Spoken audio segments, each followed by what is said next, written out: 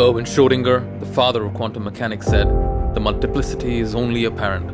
In truth, there is only one mind." Thousands of years ago, the Upanishads stated exactly this, Sarvam Kalvidam Brahma, which translates to, everything is one consciousness. Upanishad means sitting close to the master.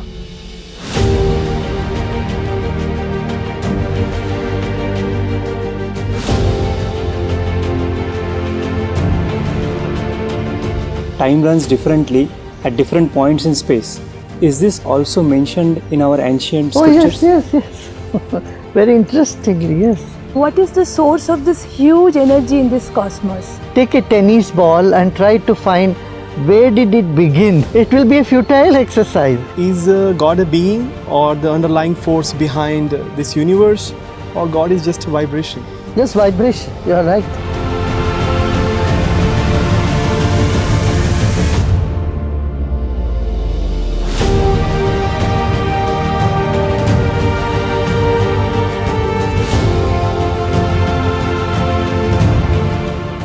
Gurudev, our ancient Rishis has estimated the age of the present creation to be around 10 billion years, whereas in other tradition, it is just 15,000 years. But now recently European Space Telescope has measured the age from looking at the fossil radiation from Big Bang, and it exactly matches with the prediction of ancient Rishis. My question is, did they have another route to this truth because the technology was not available? We have largely ignored our ability to cognize. Our consciousness has the ability to cognize. So they went the subjective route. Anything you cognize through the mind, right? Mind cognizes through senses. This is an objective cognition. When you turn the mind inward and take another dimension of cognition, then many secrets reveal to us. And interestingly, it matches very well with what we see from the objective cognition. Because truth is the same. Gurudev, there are many physics-based all these laws in many ancient scriptures, like the laws of motion in Kannada Samhita, even long before Newton rediscovered these laws, similar to gravity, concept of DNA and atoms, etc. Then why this Western literature is getting huge attention and citations? The spirit to do research, the scientific temper took a back seat. That is when we lost. And this is partially also because there was no support from the establishment. This country was ruled by invaders for a long time. And so science was never encouraged in those times. That could be one reason. Another reason is we considered things to be too sacred and too localized, and people kept it themselves. They would only pass on to their own children. They test the student where they are capable, and then nobody passes those tests, and so they don't pass on to anybody. That's how the transfer of knowledge was hampered. And spirit of inquiry, scientific tempo was somewhere curtailed.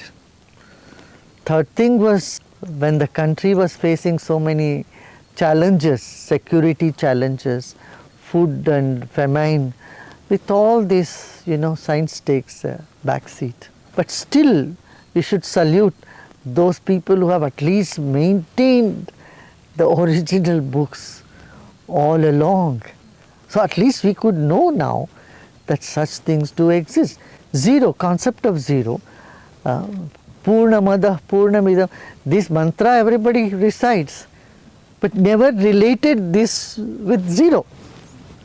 The whole formula of zero is said in that Purnamada, Purnamidam, Purnat, Purnamudachyate. That is full, this is full. And when this full comes out of that fullness, yet that fullness remains the same. And when this fullness is subtracted from that, then again fullness remains. Zero subtracted from zero is zero. Zero added to zero is zero. We never saw the mantras from this angle. Similarly, if you listen to Rudram chanting, that come Eka Chame, Tisras Chame, all odd numbers are chanted. And then even numbers are chanted. I mean, there is some certain computing that is happening there. And these secret formulas had to be explored. Even numbers they used to remember, these are called avdhan. There is a technique called avdhan. If you say 50 numbers in all different permutation combinations, in whatever sequence you say, the person listens in just few seconds, they'll repeat the same thing in the same order. This is almost a photographic memory. Tuning your memory to say Shatabda, I mean 100 numbers. You can go on saying 28, 29, 48, 89, 34, and they'll repeat it in the same sequence. These are abilities that our consciousness has, our mind has. You simply have to attune to it. You simply have to learn and practice it. Train yourself in this. Most of us have a feeling of individuality and a feeling, a sense of being different from another person, a sense of I-ness. That each cell of our body also have this feeling of I-ness. And on a humorous side, Gurudev, does virus also have a feeling of I-ness?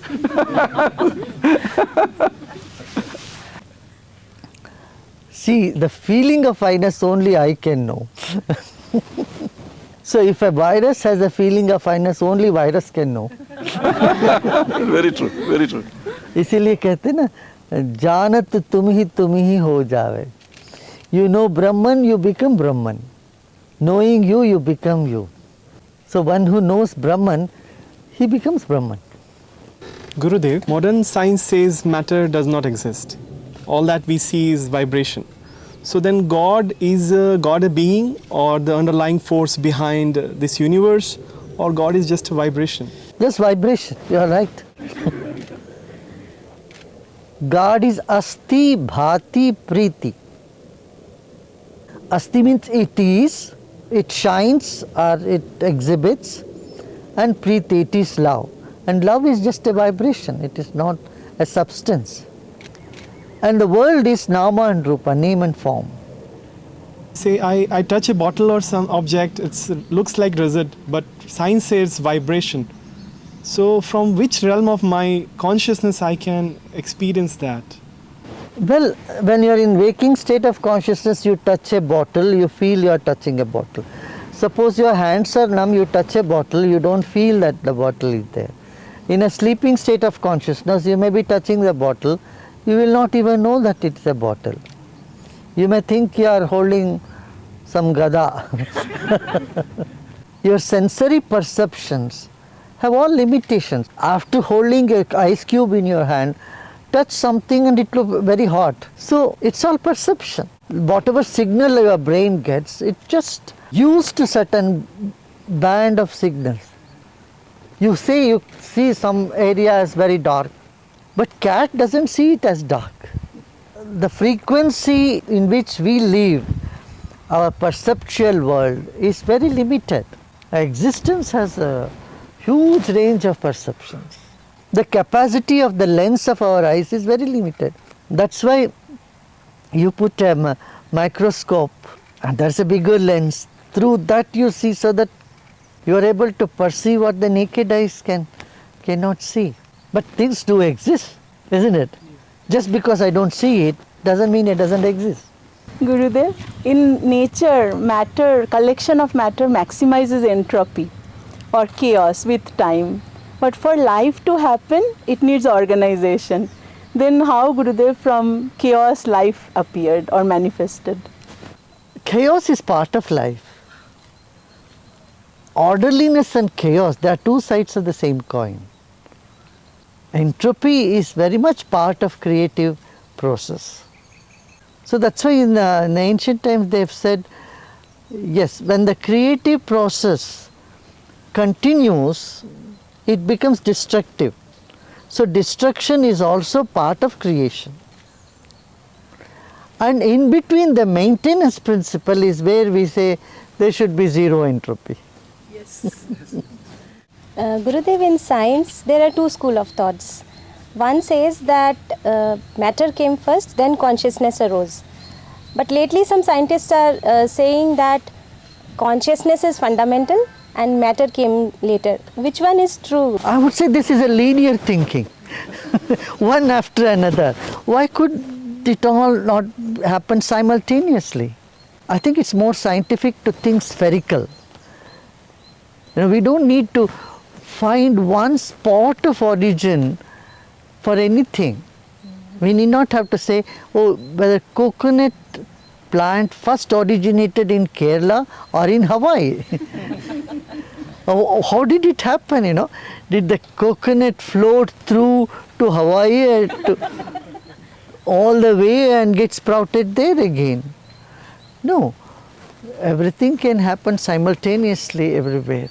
In this sense, the more possibilities of what I would call a spherical thinking is needed. The linear thinking in which we say something begins somewhere and ends somewhere. So we try to find one origin for everything. That need not be. In fact, it is not. Gurudev, science says that energy can neither be created nor be destroyed. So what is the source of this huge energy in this cosmos? How did it manifest? Again, I am saying we are trying to find source for something which has no beginning. There is a word used in the ancient scriptures called anadi, means beginningless, and anant, endless. So where does this universe begin? It doesn't begin anywhere. See, if you take a tennis ball and try to find where did it begin here, it will be a futile exercise, because every point is a beginning and every point can be the end also, right? Gurudev, science has made amazing discoveries such as discovery of God particle, black holes, and also indirect evidence for the dark matter. Are there any mention of such things in our ancient scriptures? There is one sukta which is called the Sukta of creation in Rig Veda. It is called Nasadiya Sukta. Tama asi tamasa, that means the tamas, the darkness was enveloped by darkness in the beginning. Nasadasi, nosadasi tada. There was neither existence nor non-existence.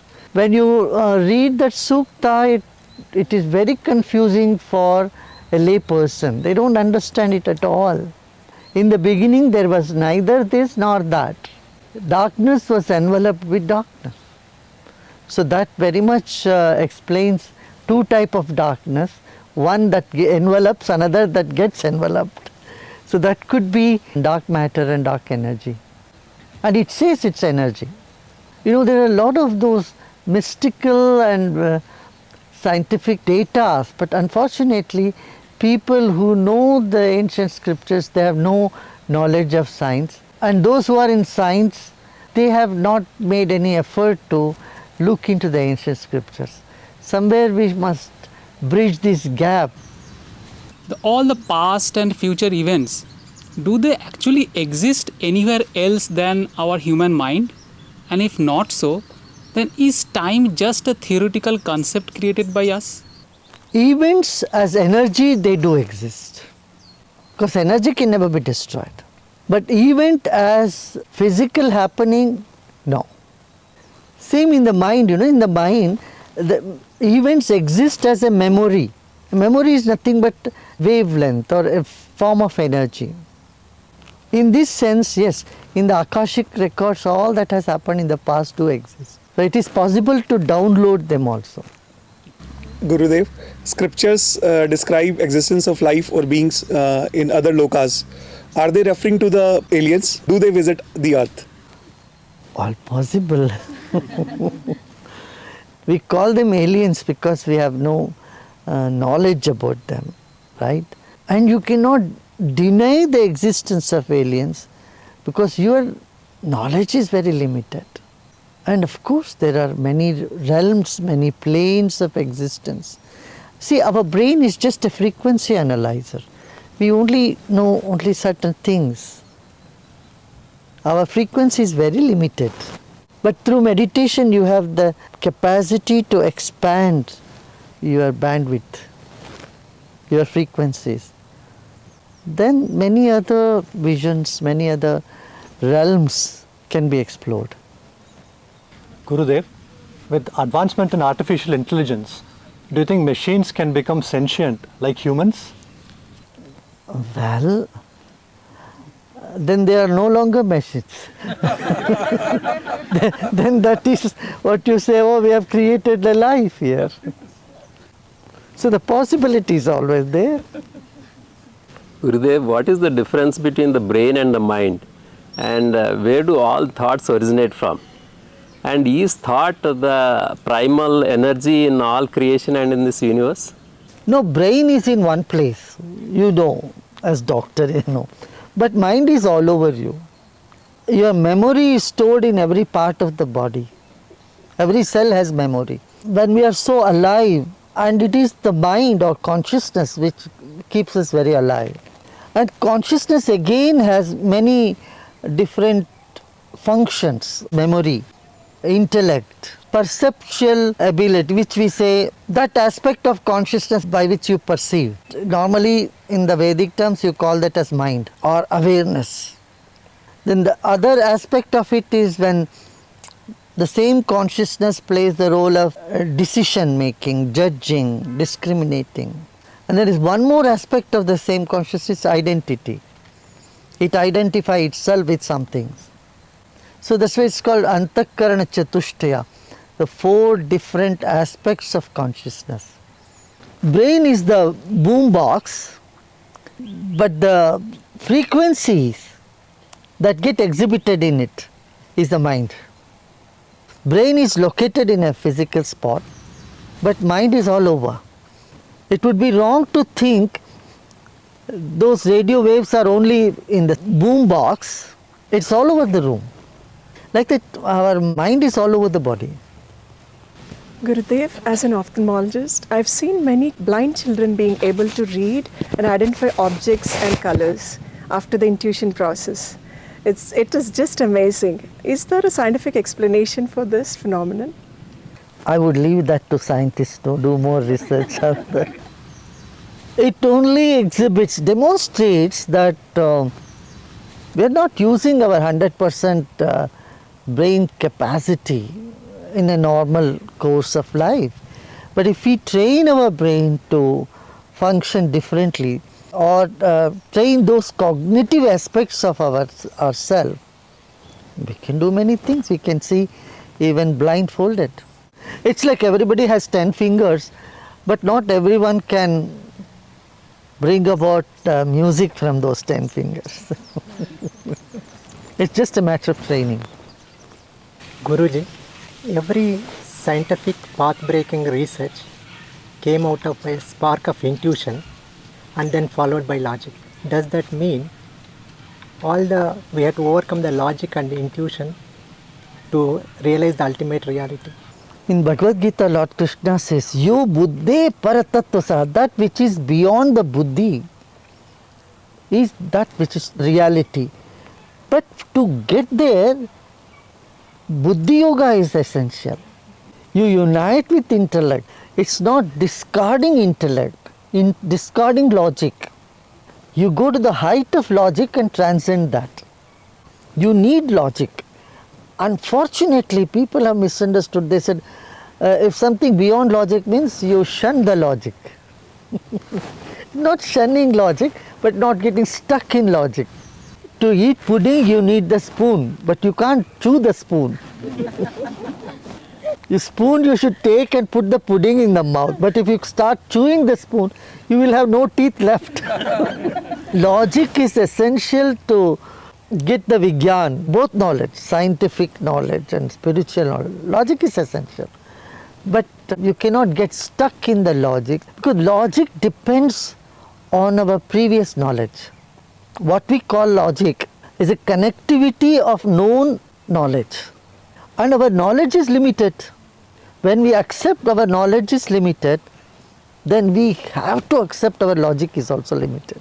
Our logic cannot surpass our knowledge. Gurudev, 1/3 of our life we spend in sleep, yet it remains a mystery. Can you please tell Gurudev what exactly happens to our consciousness when we are sleeping? It is one of the 3 states of consciousness that human life goes through: waking, dreaming, sleeping. So knowing the sleep itself helps you to transcend sleep.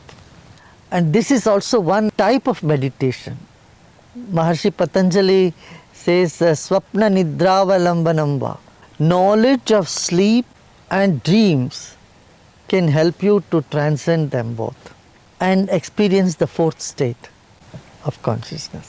So sleep is a mystery, and we all live that mystery without realizing it's a mystery. Gurudev, millions of people worldwide are having sleeping problems like insomnia, especially after COVID. So what can we do to improve the quality of our sleep?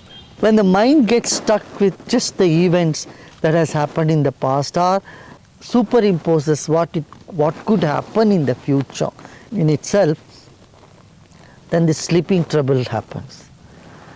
So broaden one's vision about life, about the universe, and practices like pranayama, yoga nidra, meditation, sudarshan kriya.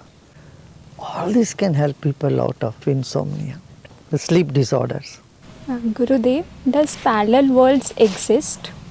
Do people with psychosis, they actually experience these parallel worlds, and how can we help them through spirituality? You know, people with psychosis are like needles stuck between 2 radio stations. See, in the car, when you tune a station, sometimes you get 2 stations coming together. There is news coming and there is a music coming at the same time. Have you experienced this sort of? This is what happens in the psychosis. Different realms do exist. You cannot deny the existence of many realms. As I said earlier, our brain is just a frequency analyzer. But psychosis is so much different than cognition. When you cognize different levels of existence, it is as clear as now as we are sitting and talking. Psychosis is a mix-up of realities.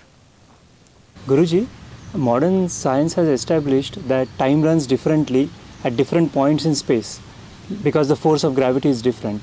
Like 1 hour near black hole could be several days on Earth. Is this concept of time running differently also mentioned in our ancient scriptures? Yes. Very interestingly, yes.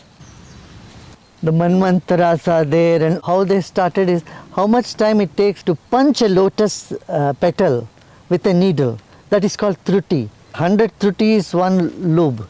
So one is the calculation of time. Second is time at different realms. What is 1 year for us is just 1 day for the Devas.